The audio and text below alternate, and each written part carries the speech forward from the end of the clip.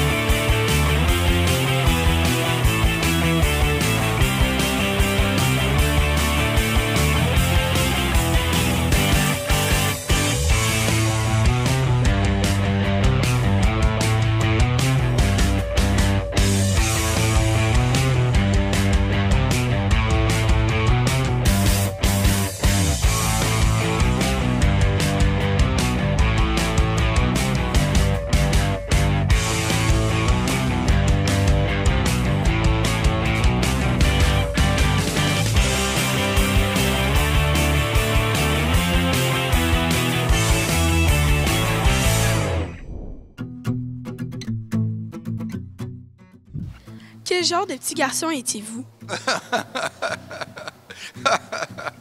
Ben écoute, t'as entendu parler des enfants Ritalin? Oui, bon, ben moi, à l'époque, ça n'existait pas le Ritalin, mais j'étais un enfant, joyeux. Quel genre d'enfant j'étais? Mais en fait, j'étais assez sage quand j'étais petit, tu sais, parce que on est bien d'une famille de 8 enfants. Fait qu'à un moment donné, il faut écouter, parce que si on n'écoute pas à 8, là, ça va mal dans la shop, tu sais. Mais assez sage quand même, assez sage. Mais j'aimais ça, faire le fou, mais souvent dans les parties de famille. Fait que j'ai commencé, en fait, ma carrière dans des parties de famille. Si ça avait existé dans votre jeunesse, qu'est-ce que le petit Jacques Lheureux aurait aimé le mieux dans Passe-Partout? Oh, bonne question. Qu'est-ce que j'aurais... Ben, le grand Jacques Lheureux les a écoutés souvent parce qu'il y a eu des enfants qui écoutaient ça. Alors, j'écoutais ça avec mes enfants à moi. Donc, j'ai appris autant qu'eux autres. C'était éducatif. J'aimais beaucoup tout ce qui a rapport aux animaux, puis au voyage, puis à faire des choses différentes, mettons. Puis, mais j'aimais beaucoup les extraits avec les animaux, puis tout ça, puis la forêt, puis les saisons, la température. J'aimais ça. Alors, peut-être que le petit Jacques Lheureux aimait ça autant que le grand Jacques Lheureux.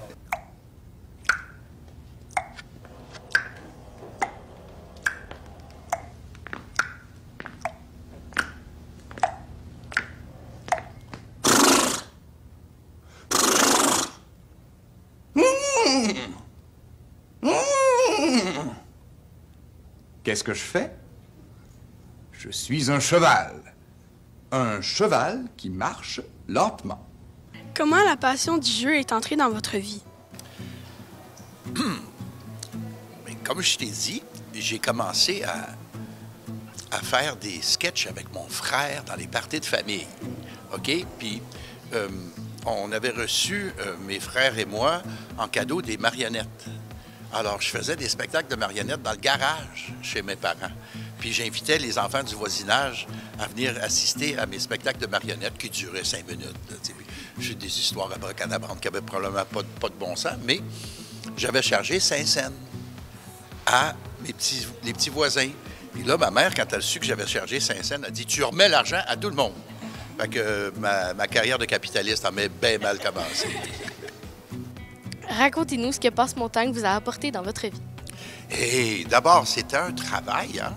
J'étais tout jeune, j'avais 24 ans quand j'ai commencé à faire ça. Pour toi, 24 ans, c'est vieux, là, mais pour moi, c'est très, très jeune, 24 ans. Puis c'était un des premiers beaux contrats que j'ai eu dans ma vie, fait que j'ai bien gagné ma vie. Puis à cause de ce contrat-là de Passe-Partout, j'ai fondé une famille. j'ai fait mon premier bébé avec ma conjointe. On a eu un enfant à cause que j'avais une job stable. Mais elle n'était pas vraiment stable, la job, mais j'avais une job. Fait que, il me semble que, tu sais, bon, il me semble que c'était une bonne raison pour commencer à faire une famille. J'avais une job. Après avoir été passe-montagne, est-ce que ça a été difficile d'obtenir d'autres rôles?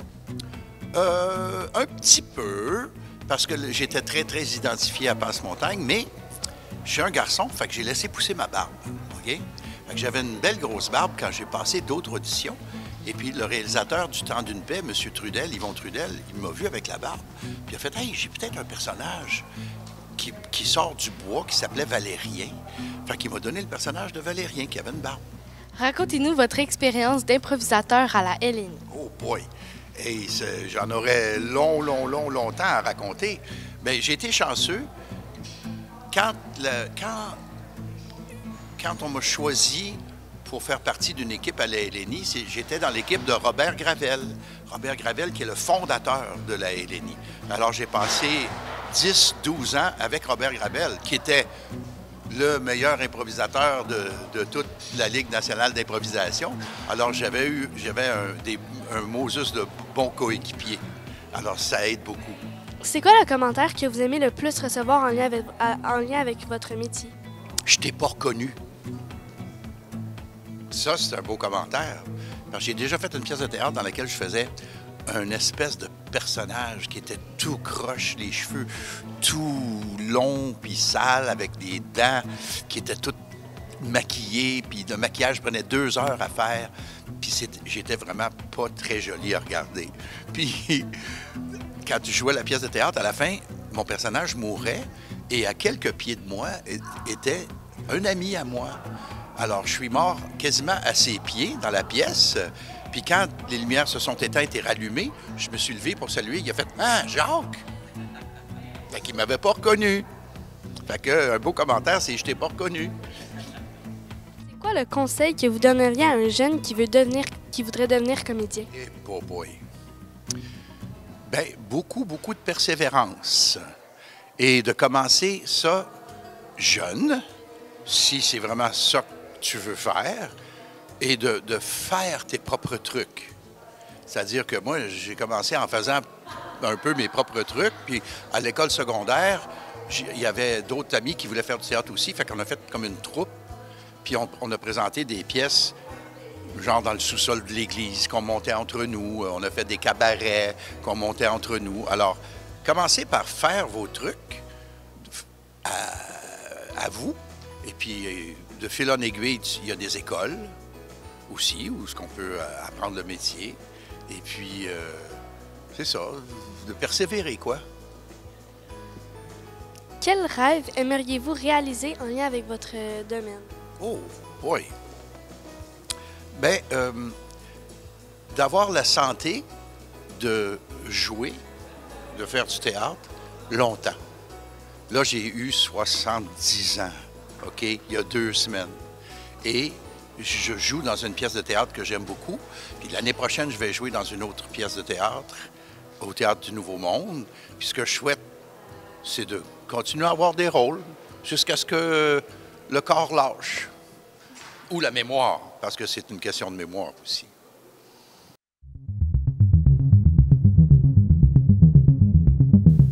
Qu'est-ce que c'est un enquêteur? Un enquêteur, c'est un policier. Un policier qui récolte toutes sortes d'indices pour résoudre un crime.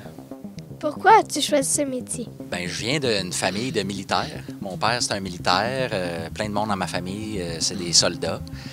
Puis j'avais une curiosité par rapport à ça, être policier. Donc, je suis devenu policier.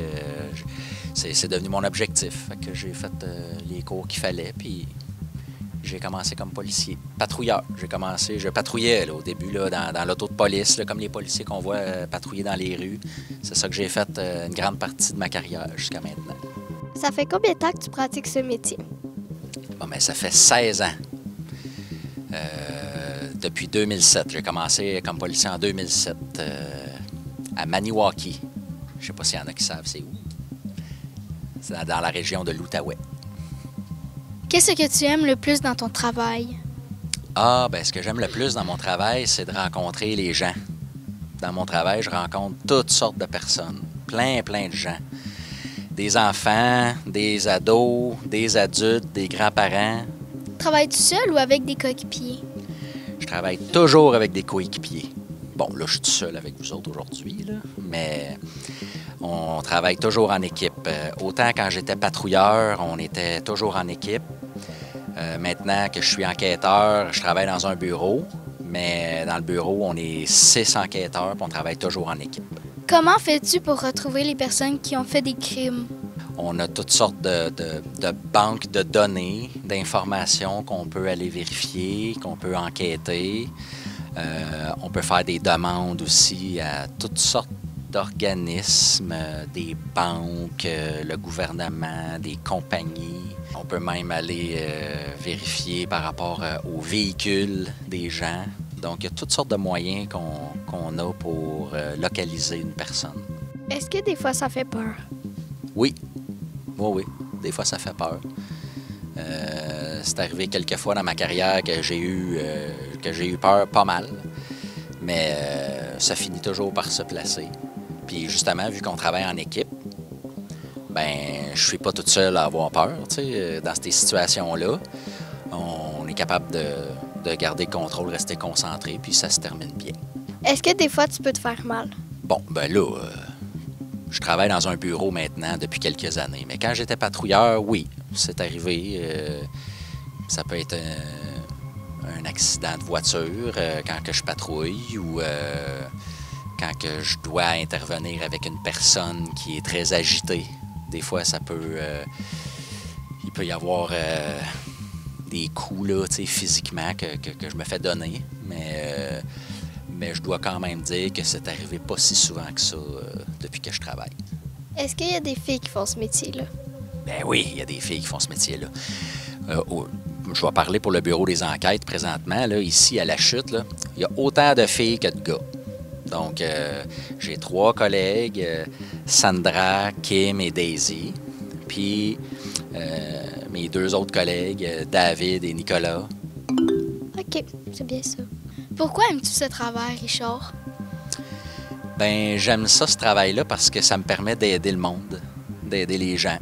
Il y a du monde qui ont besoin d'aide, qui ont besoin d'assistance, puis qui vivent des choses pas faciles. Puis je fais partie de ces gens-là qui les aident. Donc ça me fait pas mal plaisir. Est-ce que vous avez résolu des enquêtes à l'extérieur de la chute? Oui, effectivement. Moi, là, j'ai travaillé pendant les 16 dernières années dans plein de régions au Québec. En Outaouais, en Abitibi-Témiscamingue, nord du Québec, dans les Laurentides, puis maintenant, depuis quelques années, dans Argenteuil. Puis à chaque endroit, j'ai eu la chance de résoudre des enquêtes, oui. As-tu déjà voulu quitter ce métier? C'est déjà arrivé, oui. Parce que c'est un métier qui est pas facile parfois. Ça peut générer du stress, des inquiétudes. Mais je suis bien entouré. Puis j'ai aussi d'excellents collègues de travail. Puis finalement, je veux pas quitter ce travail-là. Mais par contre, ça m'est déjà traversé l'esprit, oui. Est-ce que vous travaillez avec des armes? Si oui, lesquelles? Bon, oui. On a toutes sortes d'armes.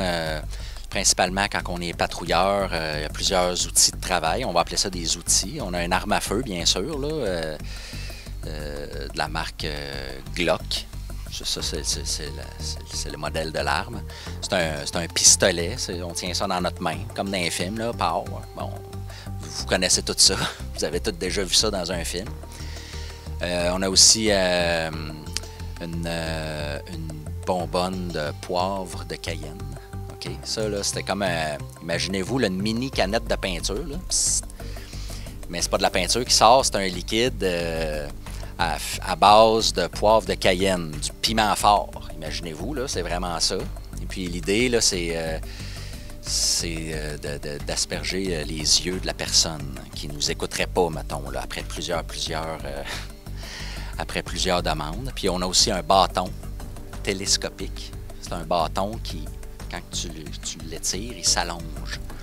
Ça nous permet c'est un outil supplémentaire pour contrôler une personne qui serait vraiment dans un état là, qui ne peut pas nous écouter nos consignes. Tu sais, ça, c'est toujours en dernier recours. Hein. Tu sais, c'est quoi notre meilleure arme? C'est notre bouche. On parle au monde. On parle. Puis on est convaincant. Puis les gens, généralement, la majorité du temps qu'on a à intervenir, presque tout le temps, les gens, ils nous écoutent. Qu'est-ce que ça prend pour être un bon enquêteur? Et il faut que tu sois patient. Il faut être patient parce que une enquête, ça se résout pas rapidement.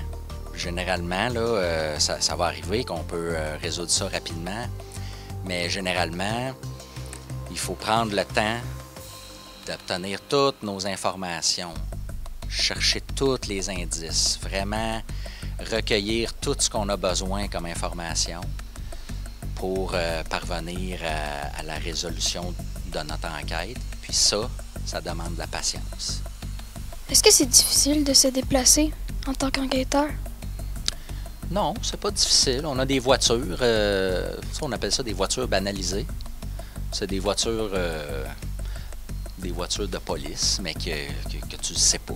Il y en a qui disent ça, une auto de police fantôme. Ben, c'est une voiture bien ordinaire, mais non, on n'a pas de misère à se déplacer généralement. Puis si j'ai besoin d'aller à quelque part vraiment là, difficile d'accès, ben, j'ai des collègues qui vont pouvoir m'amener à différents endroits avec, par exemple, un VTT, un skidoo, une camionnette, peu importe. Est-ce que ça fait mal recevoir du poivre de Cayenne dans les yeux? Oh que oui! Moi, là, quand j'étais à l'école de police, l'École nationale de police du Québec, là, à Nicolet, toute la gang, mon cours, tout le monde, tous les policiers, on se fait tout asperger les yeux de poivre de Cayenne. Ça fait partie de notre cours, notre formation, là. On le subit, là, puis je peux vous dire que ça fait très mal. Ça prend combien d'étapes pour être enquêteur? Il faut que tu deviennes policier pour commencer, patrouilleur. Alors, tu commences comme patrouilleur à patrouiller les routes, les villes. Puis, avec l'expérience que tu acquiers avec les années, bien, à un moment donné, quand il y a des possibilités, il y a des postes qui se libèrent comme enquêteur, bien, à ce moment-là, tu peux postuler pour avoir cet emploi-là. Quel était votre métier de rêve quand vous étiez enfant? Quand j'étais enfant, je voulais devenir militaire.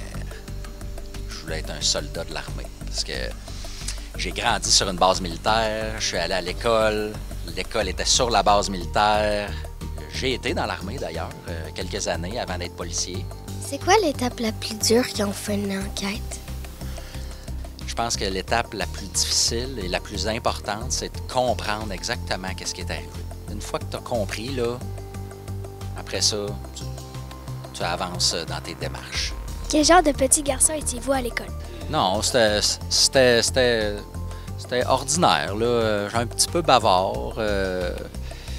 Je pense que si vous connaissez mon garçon Elliot, le frère à Meredith, j'étais pas mal comme Elliot. Pas mal comme Elliot. As-tu déjà utilisé un de tes armes? Oui, c'est déjà arrivé que j'utilise une de mes armes. J'étais dans une situation où j'avais pas le choix. Donc, il a fallu que je m'en serve. Puis ça s'est bien terminé. Quelle sorte de crime réglez-vous? On règle tous les crimes. Les vols dans les maisons, les vols de voitures, toutes les formes d'agression physique, les fraudes. Ensuite de ça, il y a tous les gros accidents de la route, tous les décès, les personnes qui meurent. Est-ce que ça vous a pris plusieurs tentatives à réussir à être choisi pour devenir policier? Oui, ça m'a pris plusieurs tentatives. Les examens physiques, là, la course à pied, la natation, tout ça, c'est extrêmement exigeant. Et ça, c'est sûr que c'était un défi pour moi. Fait que c'est surtout là, c'est surtout à ce niveau-là que j'ai eu de la difficulté. Mais j'ai persévéré, puis ça a fini par fonctionner. Parlez-nous de votre anecdote le plus drôle que vous avez jamais vécu. Bien, moi, j'avais trouvé ça très drôle. À l'époque où je patrouillais, il y a un événement, on avait eu une alarme, un appel, parce qu'il y avait eu un vol dans un magasin de scie mécanique et de souffleuses. OK? C'était vraiment proche du poste de police à cette époque-là. On était à Maniwaki. Puis, quand on est arrivé sur les lieux, c'était l'hiver, il neigeait un petit peu. La vitrine du magasin était toute fracassée, puis là, tu voyais qu'il manquait des outils sur le bord de la fenêtre. Puis là, on commence à regarder ça. Puis là, où est-ce que les outils manquaient, il y avait des traces dans la neige de pas. Comme quelqu'un qui marche dans la neige. Fait que là, j'ai sorti ma lumière, puis là, j'éclairais les traces de pas, puis j'ai marché. Je suivais les traces de pas, Puis finalement, j'ai suivi les traces de pas dans la neige fraîche jusqu'à une porte d'une maison qui était pas loin de là. Ah, il est intelligent. Fait que je peux te laisser deviner comment que ça s'est terminé, mais on a retrouvé les outils.